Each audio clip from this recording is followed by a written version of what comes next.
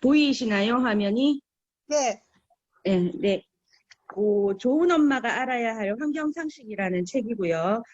지은 사람은 타카시타 사카에라고 이제 일본의 의사 할머니입니다. 이분께서는 이제 일본에서 유명한 환경운동가이시기도 하고 아주 몸에 좋은 이제 무항생제라든지 이런 것들을 지향하시는 분이고요. 이분이 이제 임신한 딸에게 전하고 싶은 이제 알아야 할 상식이라든지 전하고 싶은 이야기들을 쭉 편지 형식으로 적어놓은 책인데 실제 이분에게는 딸이 없어요. 아들만 둘이 있는데 이제 가상의 딸에게 세상 모든 아이들의 엄마에게 어떤 얘기를 하고 싶었는지 제가 한번 먼저 읽어드리겠습니다. 22페이지에 보시면 첫 번째 편지라고 임신 축하한다는 내용이 나와요. 이제 임신을 정말 축하한다.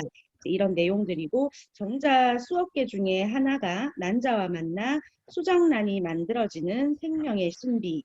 정자는 한 번에 2, 3억 마리가 배출되고 난자는 4, 5일 동안 만들어지는데 이 두 개가 딱 일치해야 하니 하나의 수정란이 만들어지는 거니까 어떻게 신기하지 않겠냐라는 말을 합니다. 저희 같은 경우에는 이제 보통 나 임신했어라든지 아니면 얘야 뭐 이 뱃속에 네 동생이 있단다 이렇게 얘기를 하는데 옛날 사람들은 생명이 머문다라는 아주 예쁜 표현을 하셨다고 해요. 생명이 머문다는 표현도 저도 이 책을 읽으면서 참 예쁜 표현이라고 생각을 했는데 이제 지은이는 이제 이런 표현을 쓰셨고 이제 할머니들 엄마 세대 이런 사람들이 임신했을 때 어떻게 행동을 했었는지 그런 내용이 나옵니다. 그 다음 페이지 24페이지로 넘어가면 이제 그 태교에 대해서 나와 있어요. 태교가 어렸을 때부터 이제 마음이 진정이 되고 좋은 음악을 들으면 태아도 그 좋은 음악을 듣고 양수 속에서 헤엄을 치고 기분이 나쁘거나 안 좋은 일이 있으면 태아에게도 이제 그 감정이 고스란히 전달이 된다고 합니다. 그래서 태교의 중요성은 저희 지금도 태교는 아주 중요하다고 그죠. 예쁜 것만 보고 예쁜 것만 먹어라라고 말을 많은 어른들이 해요. 그래서 그렇게 해서 이 편지는 첫 번째 단락이 끝이 나고 뒤로 넘겨보시면 27페이지에 두 번째 편지, 임신 초기의 식사가 모든 것을 결정한다. 건강한 치아를 만들려면이라는 내용이 나와요. 이제 몸 상태는 어떠냐고 물어보면서 오늘은 치아에 대해서 설명을 해줄게라고 말을 합니다.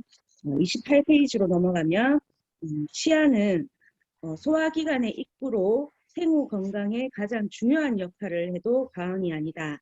치아의 기초는 수정 후 6에서 7주 후부터 준비를 시작하는데 6주 후부터는 치아의 예정 장소가 정해지고 4개월경에는 몸에서 가장 딱딱하고 강한 치아 표면의 에나멜질, 저희가 보통 보여지는 이 하얀 치아를 얘기하죠. 그것을 형성하기 위해서 석회가 침착되기 시작한답니다. 생후에 유치가 나오고 다시 5살, 6살에 새로 이가 나서 영구치가 되는데 영구치의 기초도 태아 때 만들어진다고 해요. 이거는 저도 몰랐던 사실인데 영구치까지도 이제 태아 때 만들어지니까 초반에 먹는 음식들이 아주 중요하다는 내용이죠. 그 밑에 보시면 이제 치아의 구조가 쭉 나옵니다. 저는 치아라고 하면 보통 여러분들은 어떻게 느끼시는지 모르겠는데 저는 이제 하얀 요 에나멜질하고 뭐 신경세포, 근육 뭐 요 정도만 생각을 했었는데 치아의 구조를 보면 아주 많은 그죠? 상아질, 뭐 내면 상피, 시멘트질, 치수, 치경, 치은, 치근, 약골 엄청 많아요. 그죠? 요런 것들로 이제 구성이 된다고 합니다.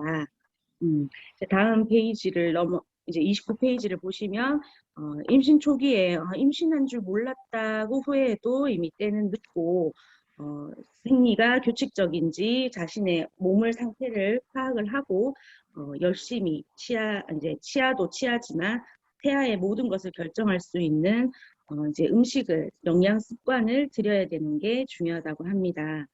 그래서 치아나 뼈에는 일반적으로 칼슘이나 비타민 D가 중요하다고 해요. 그러나 한 가지 영양소만 섭취하는 것은 별 의미가 없다고 합니다.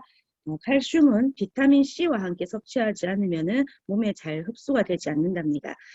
뼈를 만드는 것과는 상관이 없어 보이죠, 비타민C가. 네, 그렇게 중요한 역할을 하고 있는 것인지, 이제 덧붙이자면 피를 만드는 철분도 비타민C가 없으면 잘 흡수되지 않는다고 해요. 그러니까 좋다고 나는 뼈가 약해, 뭐 이렇다고 칼슘만 먹고, 나는 빈혈이 있어, 이래서 철분만 먹는 게 아니라 여러 종류의 영양소를 함께 섭취를 해야 한답니다. 칼슘은 뼈를 만들고 철은 피를 만든다는 사실처럼 과학적으로 증명이 된 내용은 아니라도 음식은 우리 몸에 헤아릴 수 없을 정도로 많은 영향을 미치고 있고요.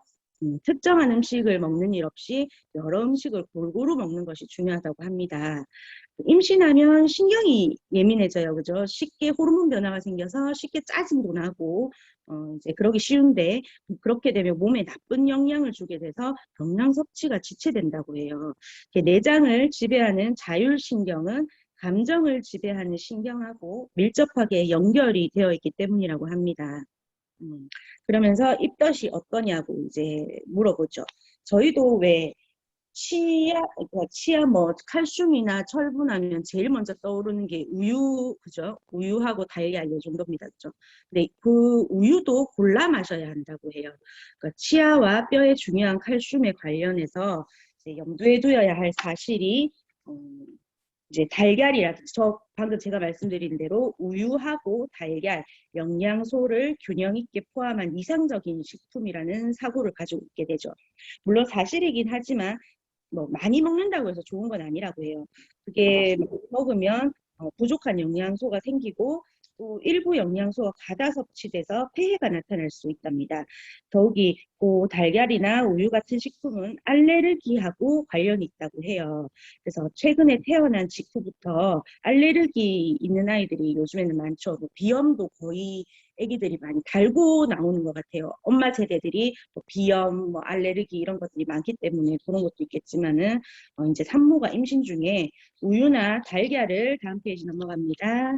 많이 먹는 영양이 아닐까 싶다고 예, 말씀을 하네요. 우유, 달걀, 콩, 요 세 가지가 알레르기의 원인이라고 합니다.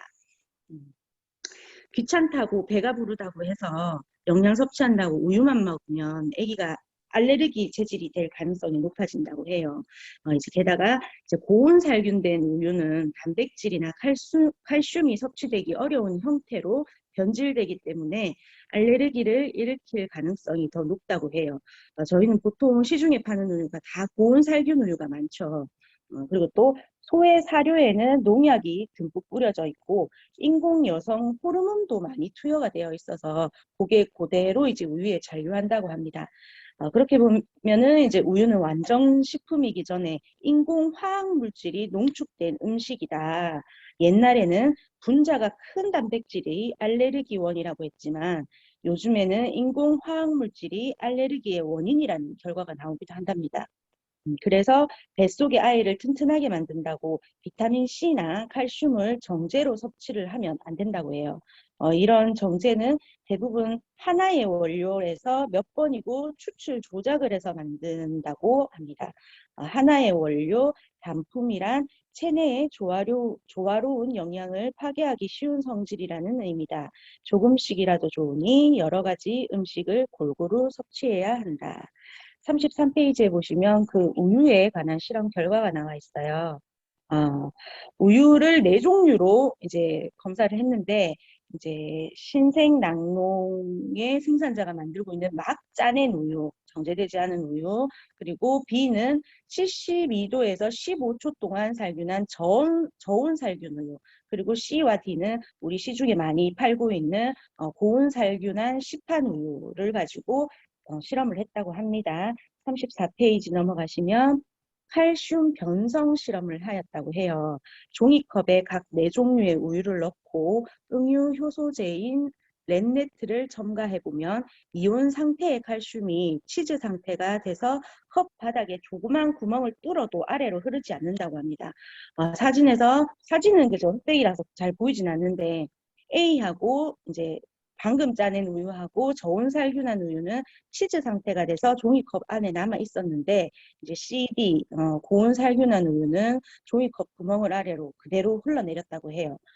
또 단백질 변성 실험도 하였는데 단백질은 우유에 녹아 있는데 아미노산이 복잡하고 입체적인 형태로 펩티드 결합되어 있다고 합니다.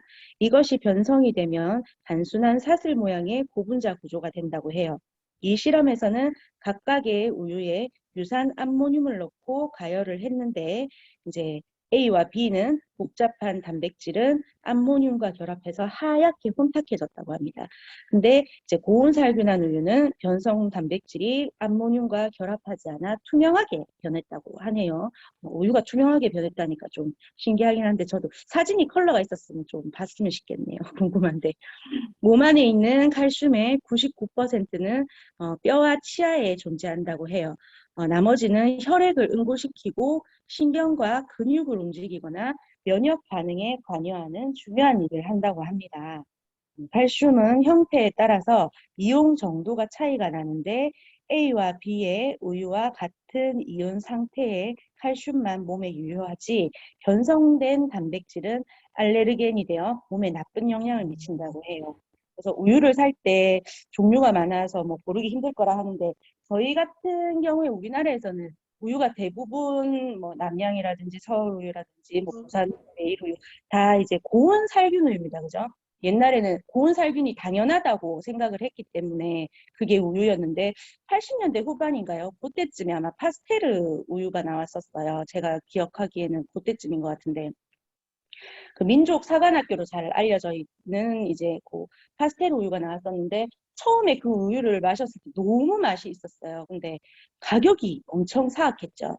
그래서 파스텔 우유가 그때는 뭐 크게 인기를 끌지는 못했어요. 비싸기도 비쌌고 우유는 다 고온 살균 우유가 좋은 거라고 다 선전 TV에서 광고를 했기 때문에 파스텔이라는 게 좋은 우유라는 걸 맛은 있지만 좋은 우유라고는 인지를 하지 못했고 가격이 비쌌기 때문에 잘 사 먹지는 못했는데 그때는 이제 그랬고 요즘은 이제 파스텔 우유 또 저온 살균 우유가 많이 나오고 있죠. 저도 이 책을 읽고 이제 비싸지만 이제 파스텔 우유로 바꿨는데 이럴 때는 이제 저온 살균 우유나 파스테르제이션이라고 쓰여 있는 것을 고르면 된다고 합니다.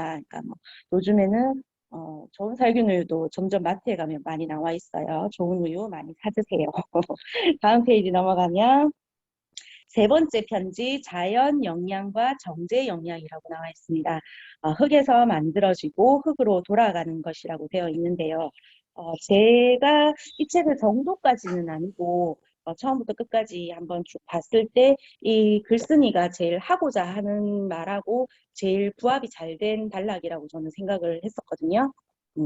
이분이 이제 오늘은 비타민 C에 대해서 그리고 태양과 흙에서 만든 자연 영양과 정제 영양을 비교하려고 한다고 이제 시작을 합니다. 비타민 C는 수용성이어서 많이 섭취해도 물에 녹아 소변으로 배출이 되고 많이 섭취하면 밖으로 도로 나오니까 아깝다고 얘기를 하네요.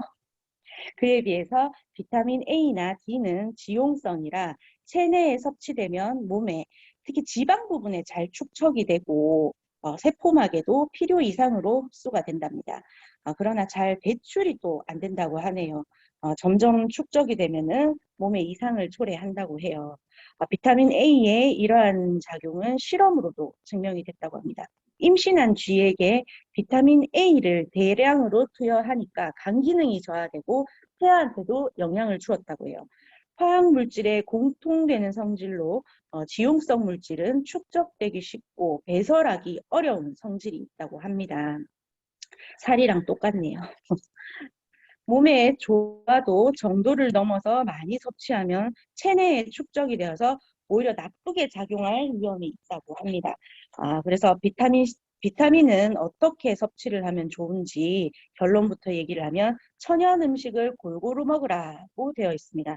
정제된 물질이 아닌 당근, 현미에서 비타민 A와 비타민 D를 섭취하면 호메오스타시스라고 하는 능력이 가동된다고 해요. 호메오스타시스란 본디 동물체에 관한 용어고요. 동물체가 외적이나 내적 영향으로 변화가 일어나도 체내에서 조절하고 조화를 이루어서 생명을 유지하는 능력을 의미한다고 합니다. 또 이분은 식물에도 그러한 능력이 있다고 생각을 하네요. 동물은 신경, 호르몬, 그리고 면역 기능이 항상성에 관여한다고 하고요.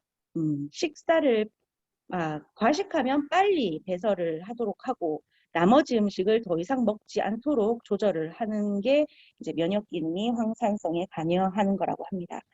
영양소가 부족하면 식욕이 생기고 특별히 어떤 음식을 먹고 싶다는 반응을 일으키고 그렇죠. 식물은 스스로 가지고 있는 영양소를 분해하는 효소가 공존하기 때문에 너무 많이 흡수하지 않는다고 해요. 이것 또한 항상성 기능의 유지 기능이라고 합니다. 이렇게 비타민 A나 D를 다량으로 섭취하더라도 분해 요소가 작용해서 과다하게 흡수되거나 체내에 축적하는 것을 막아준다고 합니다. 생물의 대단한 능력이라고 얘기를 하네요. 생물체에는 이러한 상쇄 효과가 있으니 정제된 물질보다는 천연 음식을 먹도록 하거라 라고 얘기를 하는데 솔직히 저희가 뭐 비타민이라든지 그런 거 하나에 들어있는 영양분을 다 섭취하기 위해서 하루 종일 당근이라든지 저양배추, 뭐 브로콜리 이런 거를 갉아먹고 있을 수는 없잖아요. 그죠? 그거는 조금 저는 이해가 안 되는 구절이기는 한데 그렇다고 해서 천연 음식을 먹는 것도 아주 좋은 방법이긴 합니다. 섬유질을 마시자 하고 음료수를 광고를 하는데 아무것도 첨가하지 않고 짜낸 주스라면 모르지만 식물에서 제조했다고 선전하더라도 정제된 것이라면 마시지 않는 것을 피하라고 얘기를 해요. 영양을 섭취하려면 과일이나 야채를 섭취를 하라고 하는데 아까 제가 말씀드렸다시피 그런 거에서 섭취할 수 있는 걸 다 섭취를 하려면 야채나 과일을 엄청 먹어야 될 거예요. 그죠? 하루 종일 먹고 앉아 있어야 되는데 과일에는 또 아시다시피 당도 많이 섭취가 되죠. 천연 물질은 결코 과다 흡수되지 않는다. 임신했을 때뿐 아니라 항상 음식에 신경 쓰도록 해라. 너무 심각할 필요는 없지만 가능한 원재료가 확실한 것을 해서 먹는 것이 좋단다라고 끝맺음을 하는데 저희도 화요일 날 매주 화요일에 이제 교육을 하시면 리더님들이 대문을 하시잖아요. 그죠? 거기에 의도치 않게 이제 자주 출연해 주시는 고려온단 비타민 C라든지 아로나민 골드처럼 성분이 뭔지 어떤 성분으로 어디서 왔는지 재료도 모르고 그런 화학물질로 정제된 그런 비타민 영양제 드시지 마시고 저희 뉴트리 아메이에서 자사 농장에서 재배하고 추출해서 직접 만드는 그런 비타민 드시고 자연 비타민 드시고 여러분 건강하고 행복하게 사셨으면 좋겠습니다. 감사합니다.